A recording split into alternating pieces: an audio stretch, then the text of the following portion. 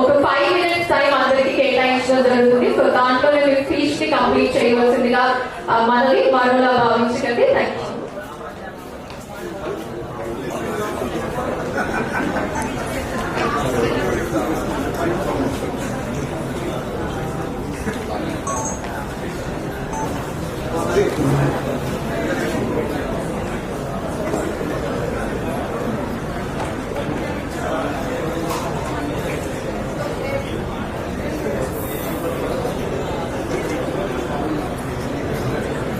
Hello, దయచేసి మీ talks కొద్దిసేపు అయినా ఆపితే నేను చెప్పేదానికి ఏదైనా విలువ ఉంటుంది. మీ అందరినీ మీరు మాట్లాడుకునేదానికి ఈ సమావేశానికి రావాల్సిన అవసరం లేదు. స్టార్టింగ్ లోనే ఇంత ఆశగా చెప్తున్నాను అని మాత్రం దయచేసి అనుకోవద్దు. మనం వచ్చింది ఒక పర్పస్ కోసం. ఆ పర్పస్ లో మనం తెలుసుకోవాల్సిన జ్ఞానాన్ని తెలుసుకొని బయటికి వెళ్తే మనం ఏం చేయాలో తెలుస్తుంది. Good evening friends. Good evening friends. Okay, మా అందరి లీడర్ల తరఫున, మన కంపెనీ తరఫున ఆహ్వానాలు అందుకొని ఇచ్చేసిన నా సహచరులకు, సహాయకులకు, సంచాలకులకు, ప్లస్ నా సన్నిహితులకు, హితులకు, మన సంస్థ యొక్క ఆది దంపతులైన అంజిరెడ్డి గారికి, వారి ధర్మపత్నికి, మీకందరికీ నా శుభ నమస్కారాలు, శుభాభినందనలు, శుభాకాంక్షలు. సో నా ఇద్దరు మిత్రులు చాలా గట్టిగా హైదరాబాద్ నలుమూలలో ఉండి పొరపాటున ఈరోజు మన వెంచర్లలో ఎవరన్నా సైడ్ విజిట్ కష్టం వల్ల కూడా వినపడే విధంగా అరిచి మరి చెప్పారు. నేను అంతగా అవ్వలేను, ఎందుకంటే వాళ్ళ యువకులు, నేను కొద్దిగా వాళ్ళకన్నా ఎదురు కాబట్టి. సో మనం ఎందుకు వచ్చాము ఏమన్నది మన మిత్రులందరూ చెప్పారు. వాళ్ళు చెప్పిన దాంట్లో మనకు నాకు ఇచ్చిన విషయం బొనాంజా. బొనాంజా మీన్స్ మనం రోజువారీ కార్యక్రమంలో ఏదైతే సంపాదిస్తూ వస్తామో దానికి అదనంగా అనుకోకుండా అదృష్టవశాత్తు వచ్చే సంపద కావచ్చు, వస్తువులు కావచ్చు, ఆర్థిక అభివృద్ధి కావచ్చు, విదేశీ స్వదేశీ ప్రయాణాలు కావచ్చు, వీటిని మనం బొనాంజా అంటాం. అంటే జస్ట్ లైక్ బోనస్. మనం నిరంతరం చేసే పనిలో వచ్చే ఆదాయం మన రెగ్యులర్ ఇన్కమ్, అది మన ఫ్యామిలీ ఇన్కమ్. అనుకోకుండా మనకు పరోక్షంగా కంపెనీ నుంచి వచ్చే సహాయ సహకారాలు ఏవైతే ఉంటాయో వాటిని మనం బొనాంజాలుగా అంటాం. ఈ బొనాంజా ప్రతి మంత్ మారిపోతూ ఉంటుంది.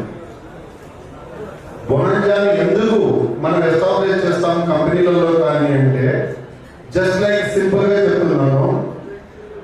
కుటుంబంలో ఒక పెద్ద ఉంటాడు, కష్టపడ్డాడు, సంవత్సరం అంతా కష్టపడి ఆ కష్టంలో ఫ్యామిలీని తిట్టింటాడు, అరిచింటాడు, ఇంకొక రకంగా కూడా మాట్లాడింటాడు, విసుకొచ్చి ఉంటుంది. కానీ ఫైనల్ గా అన్ని పనులు అయిపోయిన తర్వాత ఫ్యామిలీ మొత్తాన్ని ఎక్కడో చోట జస్ట్ రిలాక్స్ అయ్యేదానికో వాళ్ళలో తిరిగి ఆ స్పర్ధను తీసేసి మనకు మళ్ళీ నెక్స్ట్ డే ఎలా స్టార్ట్ చేయాలి, నెక్స్ట్ యాన్యువల్ ఎలా స్టార్ట్ చేయాలి అన్న ప్లాన్ తో అదంతా పోయేదానికి ఆ టెన్షన్స్ అవన్నీ రిలీఫ్ అయిపోయి మళ్ళీ ఫ్యామిలీ మొత్తం ఒకటిగా పని చేసేదానికి అనుకూలంగా తీసుకొని తన యొక్క పరిధిని బట్టి, తన యొక్క ఆర్థిక స్థితిని బట్టి అలా వెళ్తాం. అది ఒక దేవాలయం, తిరుమల కావచ్చు, ఇంకోటి కావచ్చు, లేదా ఒక చిన్న ట్రిప్ ఊటీ, కొడైకెనాల్ కావచ్చు, ఇంకా బాగుంటే విదేశీ అవి కావచ్చు. అలాగే ఇందాక మన మిత్రులు చెప్పారు, మన చైర్మన్ గారు ఎప్పుడు చెప్తుంటారు, మనమంతా ఒక ఫ్యామిలీ, మనమంతా ఒక ఫ్యామిలీ అని. ఎస్, మనమంతా ఒక ఫ్యామిలీ. కాబట్టి తండ్రి స్థానంలో ఉన్న మన చైర్మన్ గారు మనమందరినీ మనకు కావాల్సిన ల్యాప్టాప్ కావచ్చు, బైక్ కావచ్చు, ఇతర మొబైల్ కావచ్చు, గోల్డ్ కావచ్చు, క్యాష్ కావచ్చు, కారు కావచ్చు, బైక్ కావచ్చు, వీటన్నిటినీ కూడా ప్రతి నెల చేంజెస్తో ఈసారి ల్యాప్టాప్ వచ్చిన వ్యక్తికి నెక్స్ట్ మొబైల్ రావచ్చు, నెక్స్ట్ బైక్ రావచ్చు, నెక్స్ట్ కార్ రావచ్చు, వీటితో పాటు క్యాష్ రావచ్చు, గోల్డ్ రావచ్చు. ఇవన్నీ మన కుటుంబానికి మనకు ఉపయోగపడే ఇవన్నీ ఇవన్నీ ఇస్తున్నాము అంటే జనరల్గా ఒక సందేహం వస్తుంది, మనం ఇచ్చే మార్కెటింగ్ సేల్స్ లో నుంచి ఇస్తున్నారు అనే కాన్ఫిడెంట్. కానీ మిగతా విషయాలకు మనకు పోల్చుకుంటే మనకు ఒకటే ప్రైస్, మన ప్రైస్ లోనే మనకు అన్ని ఇస్తున్నాడు. ఇతరుల మాదిరి ఒక 2,000 పెంచి మనకి ఇవన్నీ కూడా ఆయన. కాబట్టి అర్థం చేసుకోండి, పై పెంచి ఫైనల్ గా ఒక మాట వచ్చి నేను క్లియర్ గా చెప్పాలి. బొనంజాస్ అన్నది ఎందుకు ఇస్తారు అంటే మార్కెటింగ్ లో ఉండే వాళ్ళకు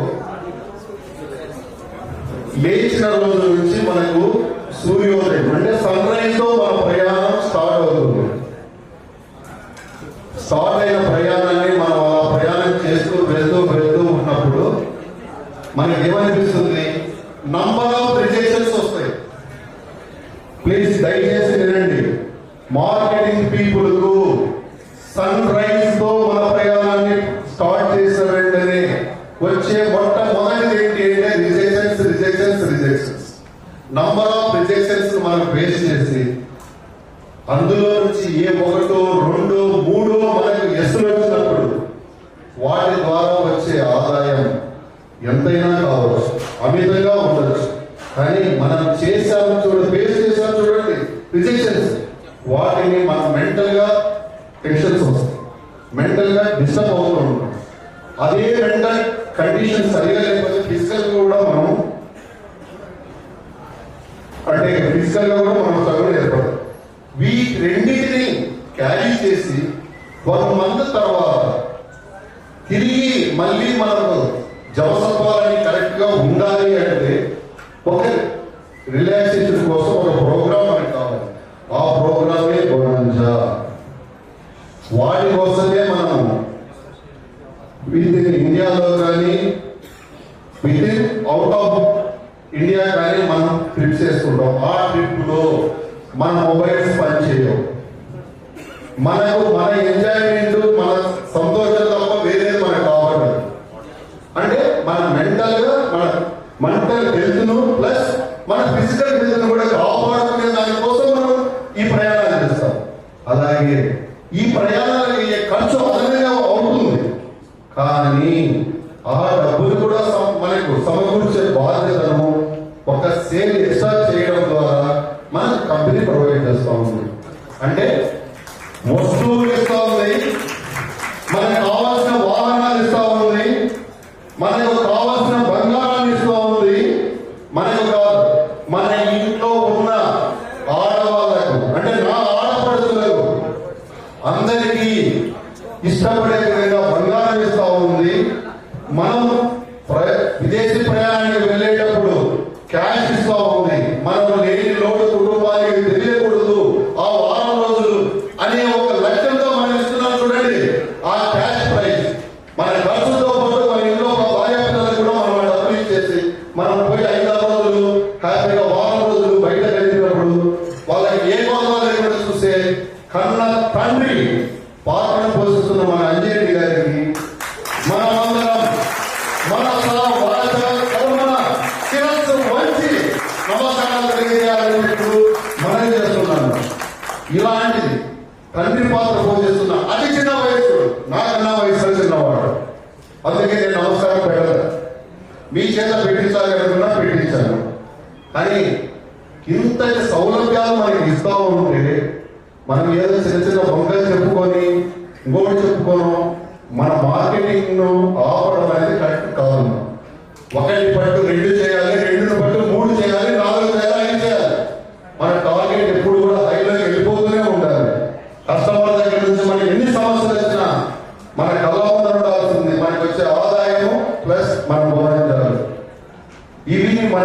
ఎలా అచీవ్ చేయాలి అనేది మాత్రమే మనం చూసుకోవాలి.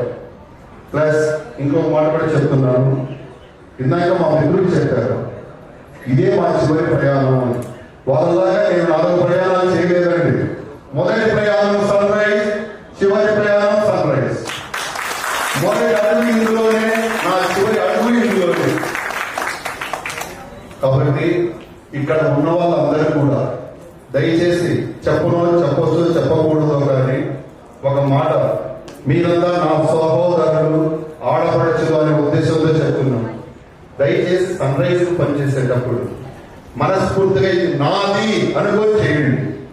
అంతే తప్ప వస్తే దీనికి చేద్దాం, లేకపోతే ఇంకో దానికి చేద్దాం, లేదా ఇంకొకరికి చేద్దాం అనే మాటతో మాత్రం దయచేసి సన్ రైజ్ లో పనిచేయద్దు. ఏదైనా మనస్ఫూర్తిగా ఈ సన్ రైజ్ నాది అనుభవం చేయండి. మిమ్మల్ని ఈ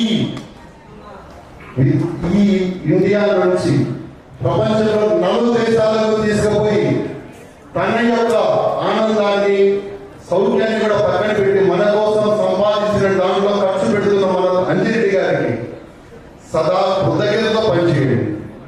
అంతే తప్ప సమయానుకూలంగా, సందర్భానుకూలంగా 1-2 ప్రాజెక్టులు, వేరే కంపెనీతో టైఅప్లు ఇలాంటివి పెట్టుకోవద్దు.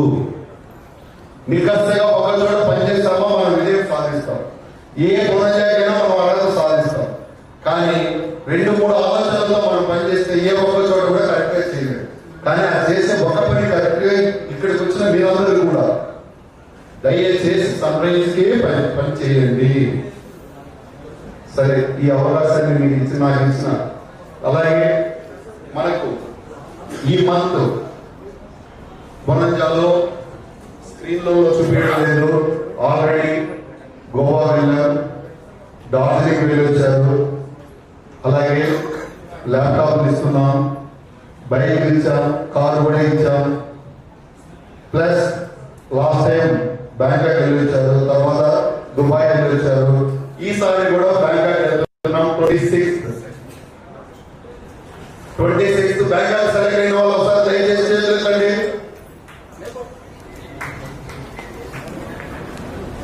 కంగ్రాచులేషన్స్ అండి. మీకు అందరికీ గ్రాండ్ సెండ్ ఆఫ్ చెప్పడానికి నేను ఎయిర్పోర్ట్ వచ్చి మీకు అందరికీ బొకే ఇచ్చి సాగరం వస్తాము.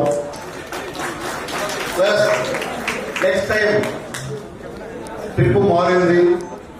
వచ్చే ఆగస్టు సేల్స్ లో, సెప్టెంబర్ లో మనం చేయబోయే ప్రయాణం ఏంటి అంటే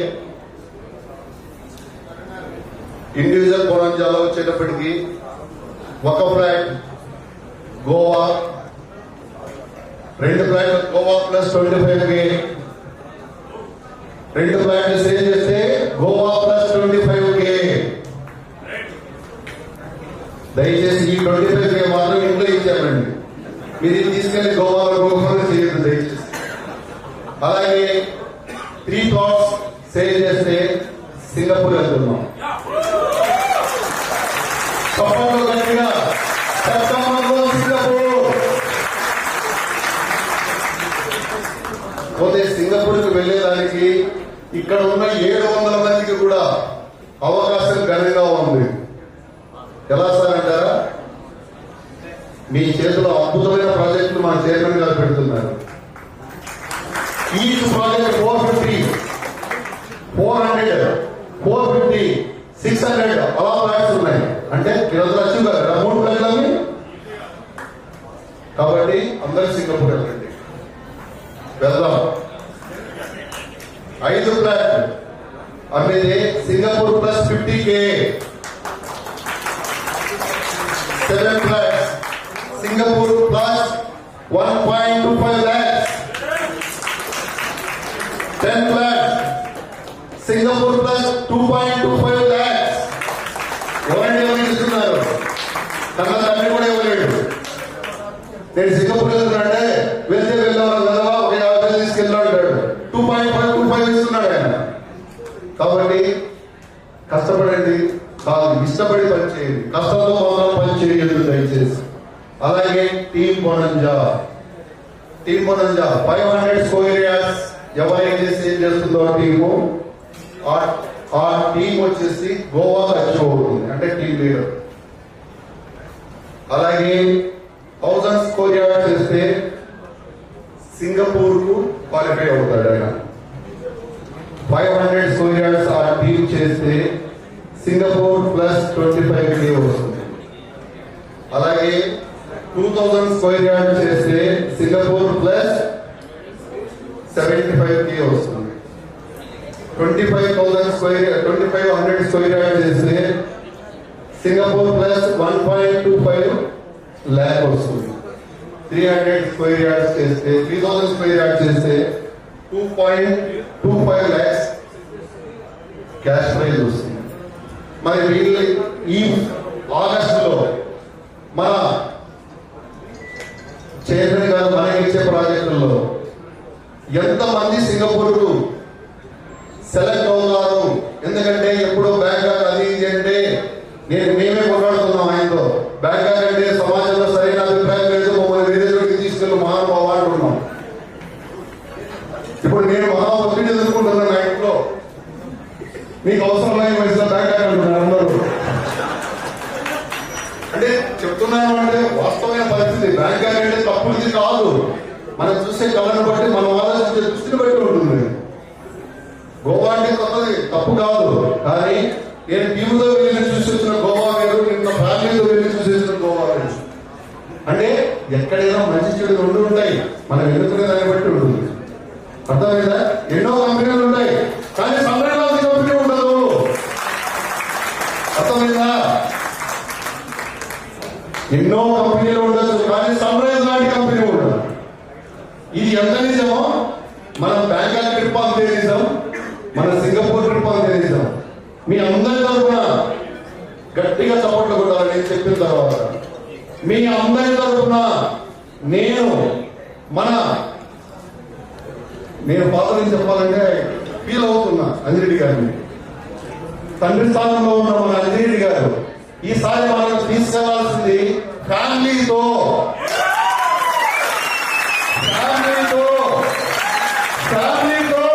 అసలు అప్పుడు లేవు.